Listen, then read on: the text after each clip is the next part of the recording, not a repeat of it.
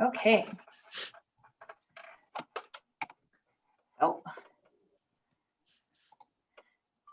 Hello, Melissa. I'll do the introduction. Welcome, everyone, and thank you for whoever's zoomed into us and whoever is watching the recorded session. My name's Rachel. I'm the community facilitator at the PCRC, and I have my wonderful co-worker, Mitch Tilk, who is the coordinator for Portage. And we are very happy and thankful that we have Kelsey and Rishma here to do the census presentation. And I'll just do a little intro for them. Kelsey is the acting manager, Indigenous. So there's nobody on the meeting. Hey? Oh, sorry. Oh, sorry. Sorry. Kelsey is the acting manager for the Indigenous Liaison Program of the Western Region. Kelsey is Ojibwe and a member of the Saugeen First Nation. She's a proud mom of 2 daughters, 29 and 17. Kelsey began her career working with her own chief and council, and prior to coming to Statistics Canada, had a long career in human resources. Good for you, Kelsey, that's a hard one. Worked with a number of Indigenous organizations in Winnipeg and held previous census-related roles with Statistics Canada. She's currently spending her time between the country living with all the smoke, with her partner and with her daughters in Winnipeg. And Rishma is the communications officer for the census outreach of the Prairies region. She has more than a decade of experience working in the government in corporate services, human resources, and communications. She lives in Edmonton, Alberta. Go Oilers. This is Rishma's first census-related job with Statistics Canada. Welcome, guys, and thank you for taking your time to do the presentation for Portage la Prairie. Thank you for having us. We're going to get started right away here.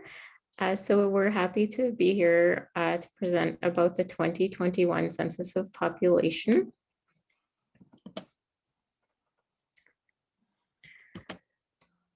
Oh, sorry, there we go. And today we are going to go through telling you a little bit about the census, how it is different because of COVID-19, how census data is used, census jobs, how you can help spread the word about census, and any questions. So the census is held every 5 years in Canada, and households across Canada are asked to participate. And the type of information collected is on the demographic, social, economic situations of people across Canada and where they live. So this year, the Census of Population started in May, and households either received a letter through Canada Post or it was hand delivered by a census employee. And each letter had an access code on it that would invite the household to complete their census online. And then we have a census helpline that's available if a household was not able to complete their census online or has any questions. So this year, over 15 million households are expected to participate, and we are getting close to the finish line now that the end of summer is approaching. Included in the census are citizens, landed immigrants, people who have claimed refugee status, people from another country with a work or study permit who are living here. So essentially, if you are living in Canada for the night of May 10th to May 11th, you are included. If you do have specific questions about if you would participate, then there's an FAQ page available on the website where you can find more details. And if you needed more specific information, the helpline could help you determine if you should participate. The census questions are available in 25 languages. We have 12 immigrant languages and 13 Indigenous languages. and these are the most commonly spoken languages across Canada. However, the actual census would need to be completed in English or French. So if you were to access the questions in another language and still require assistance to complete it, you could again contact the helpline to help you translate and complete the questionnaire. So the 2021 census has a short form version and a long form version. 3/4 of households receive the short form questionnaire and 1 in 4 receive the long form one. The short form has questions on demographics, including name, sex, date of birth, age, marital status, family status, and languages that are spoken at home and your official knowledge of official languages. And there are 3 new questions added this year to meet the broader needs of Canadians. There's a question on gender, on military experience, and official minority language questions. The long form, which 1/4 of households will receive, has additional questions on ethnicity, citizenship, housing, mobility, education, religion, and employment. And every 5 years, the census is also adapted to ensure that we are meeting the broader needs of Canadians and reflecting the diverse mosaic of Canadians. So this year, particularly, there's a new question with updated terminology on gender identities. There's a question on labor, about working full-time or not working full-time in 2020. There are new questions on minority language education rights and a new question on if you were a member of the Canadian Armed Forces. And the next census, there may be additional questions or changes made to it. So privacy and confidentiality are of utmost importance, as no one outside Statistics Canada has access to any of the individual information collected, and data are not available for public use up until 92 years after the census is taken. So we have video here, which I'd like to share.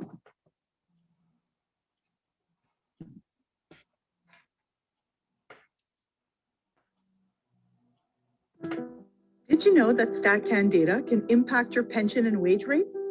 Or that business decisions or your eligibility for a loan depend on our quality and timely data? But there are some misconceptions about how we acquire some of our data. And it is clear from discussions that Canadians have many questions concerning how we anonymize their information. So let's try to explain the processes in place that prevent the sharing of your personal, private, and financial information. First, note, we are obligated to fully protect and safeguard your privacy. It is the law. Your personal information has always and will always be protected. This is not just a commitment. It is built into our work and our culture. None of your private information can be released under any law to anyone, no exceptions. Let's detail precisely how we protect your information. When your data arrives at Statistics Canada, whether it be from surveys or administrative data sources, some of your private information is used to create a demographic profile. Then, we remove and lock away the private information, keeping only data like gender, age, and region. Let's use Joe Jupiter as an example. Joe buys food, clothing, and hockey tickets online. This data is collected by StatCan. From there, Joe Jupiter's identity is removed from his data, and all that we keep for analytical purposes is the general information such as his age, gender, and region. This information is merged with information from other people who share the same gender, age, and geographical region. With thousands of up-to-date records collected in a similar manner, we are able to provide important information to improve government programs and policies. The results of these statistics can also provide you with useful information. We want to assure you that all the information we collect is kept in the strictest confidence. No information is ever released that would identify you, your family, or your business. That is our promise to you. Transparency is important to us. On our website, you will find a list of our surveys and administrative data sources and how they are used, delivering insight through data for a better Canada.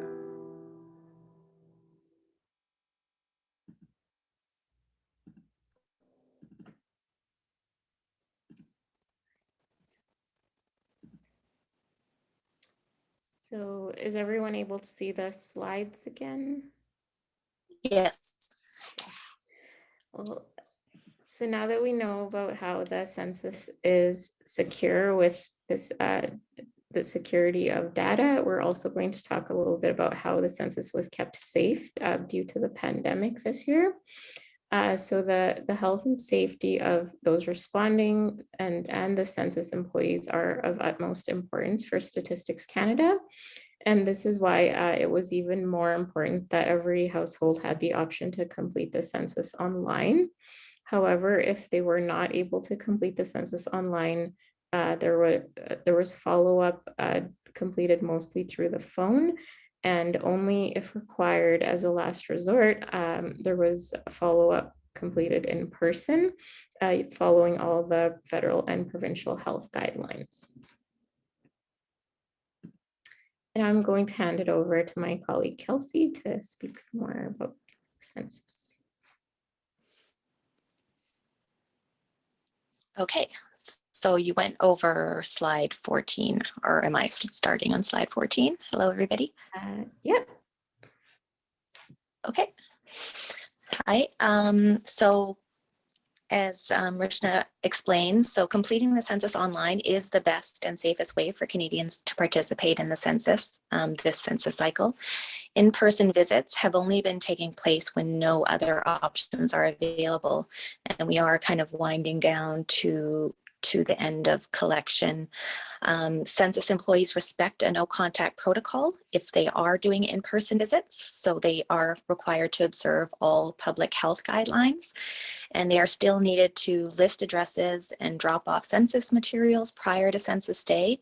Follow up with households who have not completed their questionnaire, and be a representative for the census in those communities. Next slide. So we'll talk a little, just touch on COVID-19 collective dwellings. So no census employee will visit or enter an institutional collective dwelling or long-term care facility.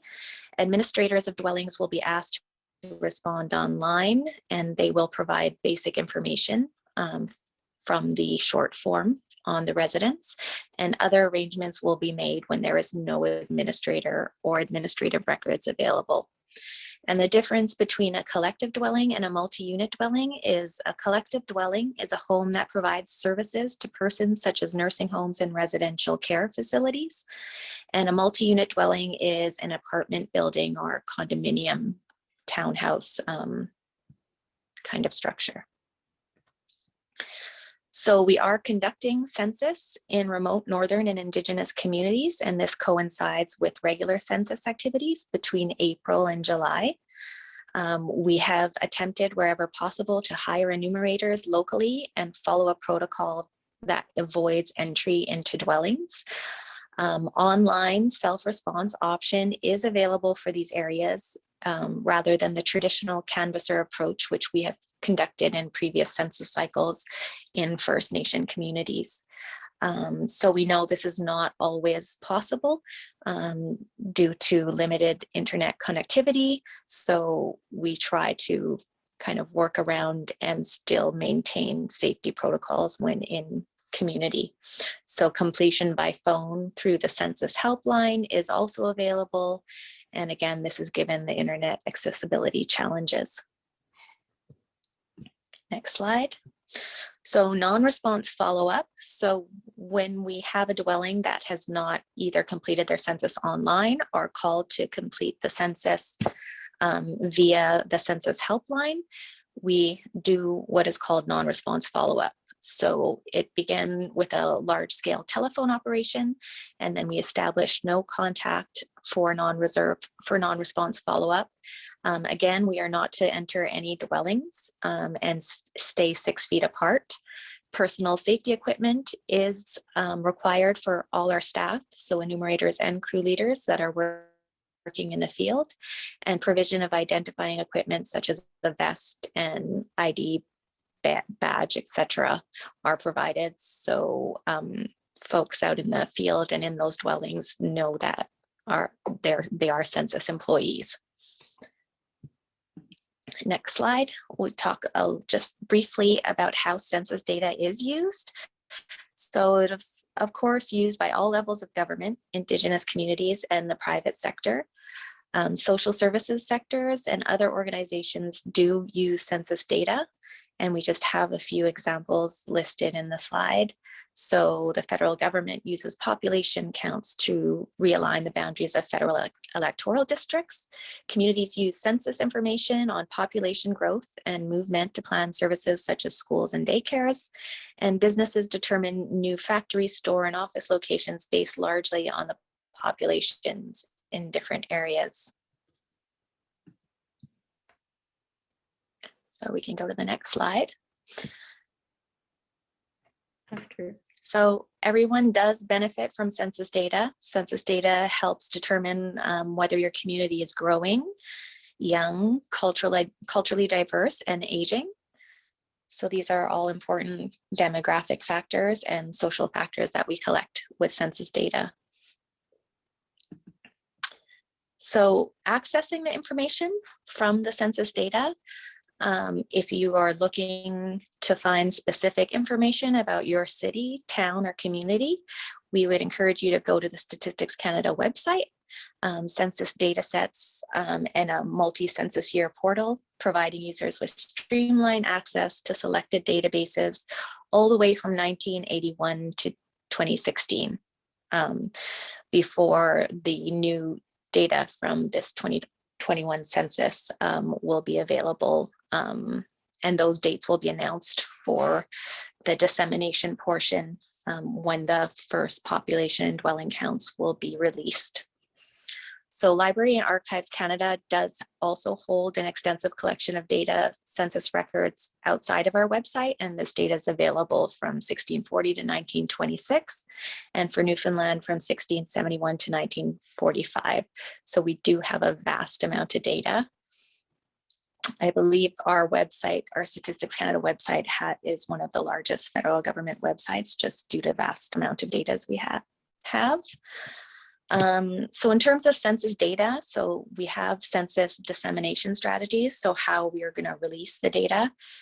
So first, we want to maximize the reach of our products and services by offering flexible dissemination systems, offering user-friendly products, increasing the user knowledge base, providing easier access, improving timelines. So when I talked about those release dates, so trying to process census data as quickly as we can,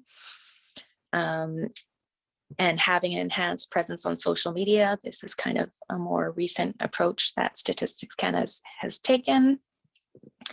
And sharing, so we do strategize to strengthen partnerships and collaborative products. And this strategy is based on several principles. So we share and do outreach to increase trust and minimize surprises through information sharing with a variety of groups across the country. We communicate by organizing webinars and roundtables around the time of major releases. We collaborate by designing products with partners in advance. So we do engagement sessions, stakeholder relations with a variety of groups, again, across the country. We do work on data integration with partners' website, and we do share links there. We do partner with added variables to our dissemination database. So this idea is to enhance standard tables with variables from our partners on the same topics. So other government departments, other administrative data holders. So we have a fuller picture of data released by StatCan. And the third strategy, I'm just going to, I just lost my,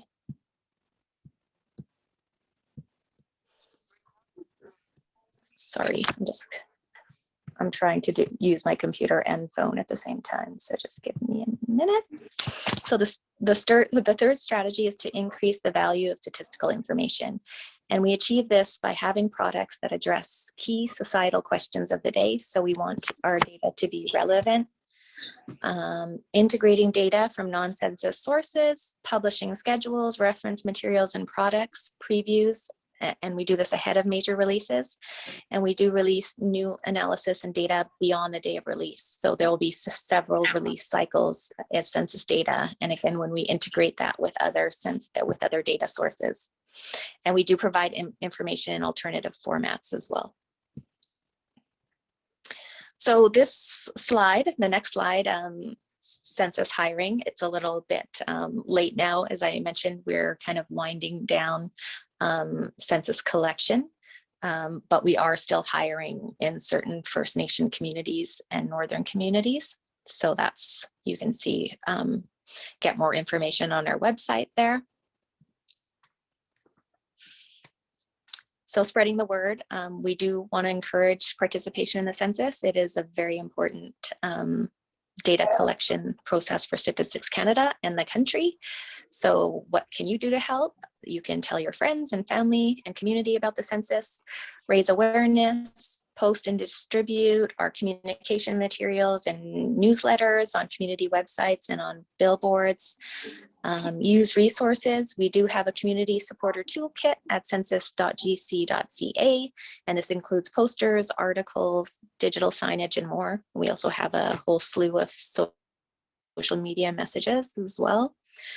Talk about safety. Remind your community that completing the online questionnaire is the best way to keep everyone safe, so we don't have to do the non-response follow-up and knock on anyone's doors, because we really do want, wherever possible, for people to complete online or through the census helpline. Next slide. Again, spreading the word. These are just the links so we have the community supporter toolkit and the census job links. There also is a link to the Indigenous Liaison Program, for which I am currently the acting manager. And we do a lot of work, not only pre-census in working with communities to develop those relationships, but also when data is released, part of our positions are doing outreach and disseminating that data back to community organizations, First Nations, urban Indigenous organizations. So we go out and do presentations and make sure the data is widely used as much as possible, and that everyone is aware of the data dissemination strategies. So again, these are just, the next slide is just all our social media links for Statistics Canada. We're kind of everywhere now. And I think our social media presence has been a great help during this census collection cycle, given COVID and all the issues we've faced with this collection period. So we're both available to answer any questions. I don't know how many people are on the Zoom, but we're available at this point to answer any questions. So the federal transfer payments, I think the census is very much linked to federal transfer payments to the provinces and territories. So I don't think I have any more specific information than that, unless you would like to add something.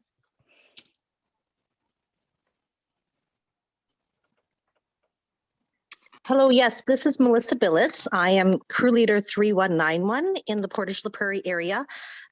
What we got from the data from 2016 census was that for every person missed in the 2016 census, that meant a difference of $46,000 of federal monies that were not sent to the municipalities because that many people were missed. So if you think about a family of 5 being missed on the census, that's almost $250,000 that the municipalities don't get for upgrading roads, upgrading services, offering daycares, opening schools, etc., things like that. So I know a lot of respondents in the area are not aware of the federal transfer dollars and how they're calculated with census numbers. And so they're quite shocked, and that seems to be a good way to get people to respond to the census. Great.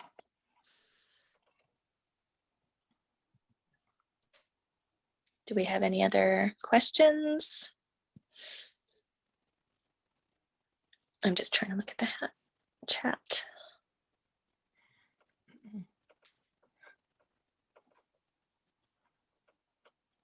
I have a tiny question. So if, because we know that you can do online or by phone, but say if someone misplaced that cool little card that came in the mail in June, so they don't have their special little code, can they still call that 1-800 number to, even if they don't have that identifying code? Yeah, I believe they can reissue it. So they would still be encouraged to call the helpline to try to rectify that, whether that needs, if they have to relist the dwelling or something. But they would absolutely be encouraged to call the helpline.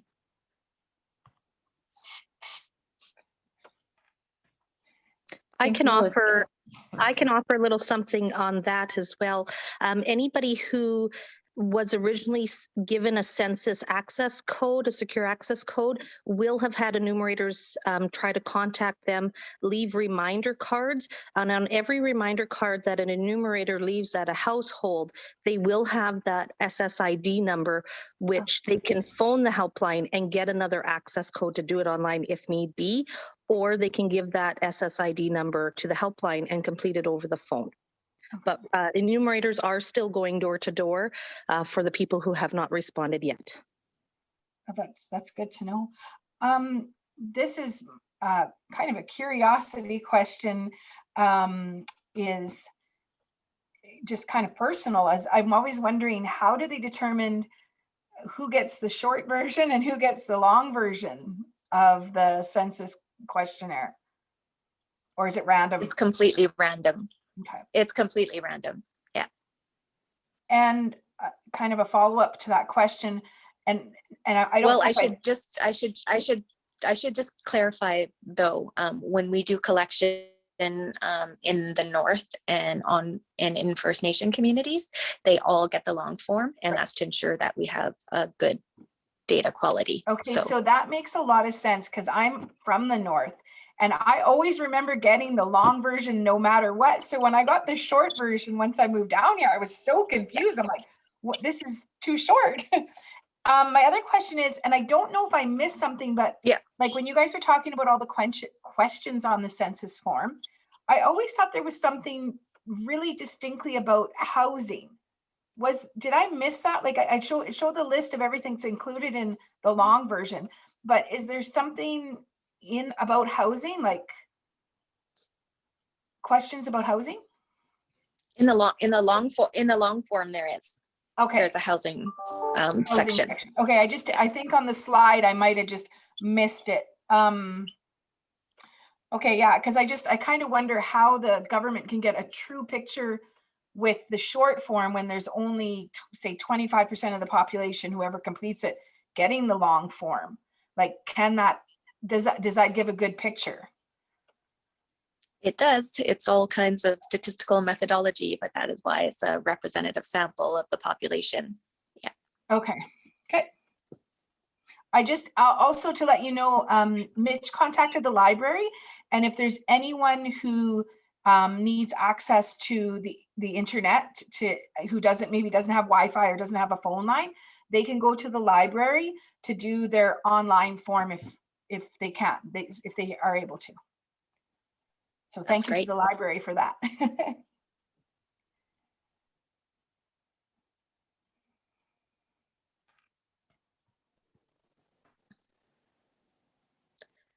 Okay, well, if there's no further questions, I guess we can end it there. I know Rachel has our contact information, so if anybody reaches out, Rachel, feel free to give them our contact information if they have any further questions. For sure. So does Mitch. Yep. Okay, thank you guys. Thank you so much, Kelsey and Rishma, for your time. And thank you to those who have attended and, you know, and participated and listened to us, and, you know, spread the word for everyone to get their census done. And Mitch is gonna put the recording on our YouTube channel, and we'll put a link to it on our Facebook. So perfect. Thank you again so much for your time. Thanks Have a for good having day. us. Thank you. Have a good day, everyone.